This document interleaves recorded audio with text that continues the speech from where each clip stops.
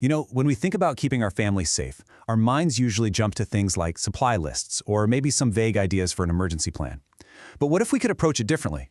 What if we tackled it with the same kind of precision that engineers use to build bridges or that project managers use to launch a huge new product? Well, that's exactly what we're going to explore today. A powerful framework that turns that general anxiety into a solid, concrete plan. And our guide for this whole explainer is Professor Shihmin Lo from National Chinan University in Taiwan. Now, he's a true expert in strategy, management, and leadership, with tons of experience in both the academic world and in the industry. So he brings this really unique professional lens to a challenge that's deeply personal for all of us: family safety. So let's really lean into that question. Imagine for a second transforming that nagging feeling of worry about the unknown into a structured, actionable plan.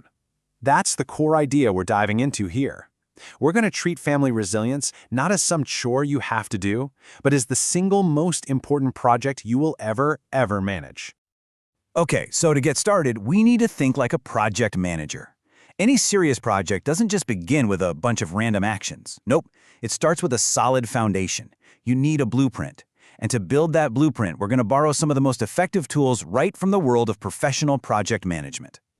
Every single formal project out there starts with a crystal clear goal. In the professional world, this is called the Statement of Work, or SOW for short. This isn't just, a simple goal. It's a formal declaration of what you're setting out to do.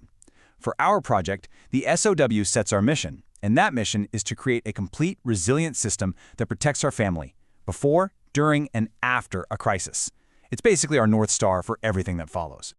Having a powerful mission statement is a great start for sure, but how do you actually turn that big ambition into reality?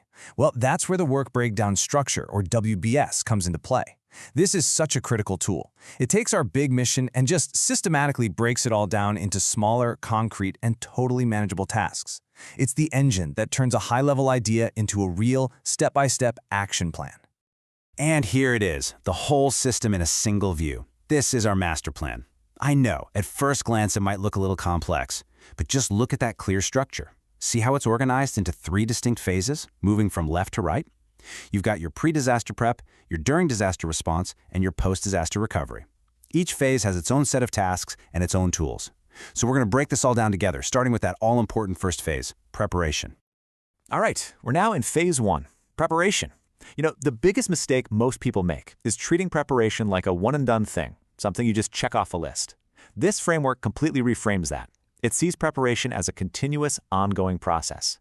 This phase is all about building a state of readiness that you actively maintain, so you're never, ever caught off guard. So, using our work breakdown structure, phase 1 gets organized into 3 really clear areas. First, you've got stocking essential supplies, and you have to make sure you're accounting for everyone, from infants to elderly family members. Second, securing your finances and all those vital documents. And third, creating the actual operational plans, things like evacuation routes and go bags. So, how do we actually maintain this state of readiness? This is where a really brilliant tool called Kanban comes in. It was originally developed for lean manufacturing, but Kanban is basically a visual system for managing work as it moves through a process. For what we're doing, it's the absolute key to making sure our preps don't get stale or outdated. The real power of a Kanban board is just how simple it is.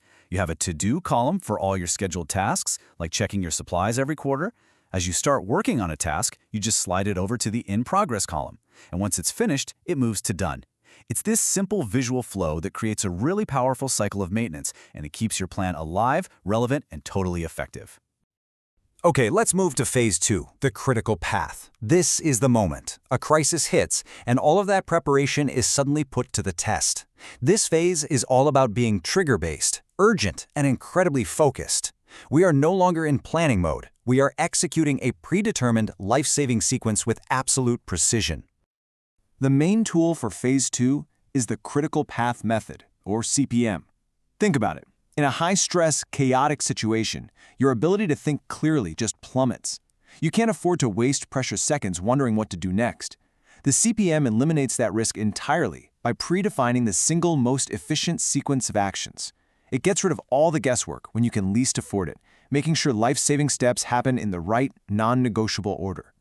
And this sequence is intensely time-sensitive. It's designed to be completed within what emergency managers call the golden response period, which is often just the first 2 hours after an event kicks off. This is that critical window where your actions are going to have the biggest impact on ensuring a safe outcome for everyone. So this is what the critical path looks like in action. It's a clear, logical flow. It all starts with the trigger. The alert sounds, immediately the plan is activated, and that go bag is in your hand. The very next priority is securing the most vulnerable members of your family. Only then do you proceed with a safe evacuation. And the final goal of this whole sequence? Arriving at your designated shelter. Every single step depends on the one before it. But just getting to the shelter doesn't mean the project is over. Not at all. Phase 3 is all about the long journey from immediate recovery to actually rebuilding your life. This is the phase that defines true resilience. It's about moving beyond just surviving to establishing a new normal. You see, recovery isn't a single event. It's a process, and it unfolds in distinct stages. That first month is all about immediate needs, accounting for everyone, making sure they're safe, and distributing critical supplies. The months after that shift towards sustaining life and leaning on community support. But that true, long-term resilience, rebuilding not just buildings but a sense of order and economic stability, that's a goal that can take a year or even longer to achieve. This brings us to a final, really crucial distinction between two of our core tools. The critical path method, the CPM, like we saw, tells you the logical order of what to do. But every project also needs a timeline, right? Well, that's the job of the Gantt chart. It places all those actions on a schedule, telling you when to do them. So the CPM gives you the sequence, and the Gantt chart gives you the calendar. You need both. So, when you pull it all together, what's the ultimate benefit of applying this professional system to such a personal challenge? Well, it's about a fundamental shift in your mindset. It's about moving from a state of vague, abstract fear to a framework that gives you clear, actionable confidence. Let's just boil this entire framework down to its key principles. First, and most importantly, reframe your family's safety as a project that you can actually manage. Define your mission with a statement of work, then use a work breakdown structure to create those actionable steps. Use Kanban to stay prepared continuously, follow the critical path method in an actual emergency, and have a clear, long-term plan for recovery. Ultimately, what we're looking at here isn't just a collection of tools. It's a fully integrated system. This is the blueprint that transforms that abstract fear into a concrete, actionable plan for survival. It gives you and your family a clear path forward no matter what might happen. The thinking behind this framework is just so deep and incredibly valuable. If you found this approach as insightful as I did, I would highly recommend subscribing to Professor Shihmin Lo's channel for more pieces just like this one. And that leaves us with one final and, hopefully, empowering question. You have the blueprint now. The tools are clear.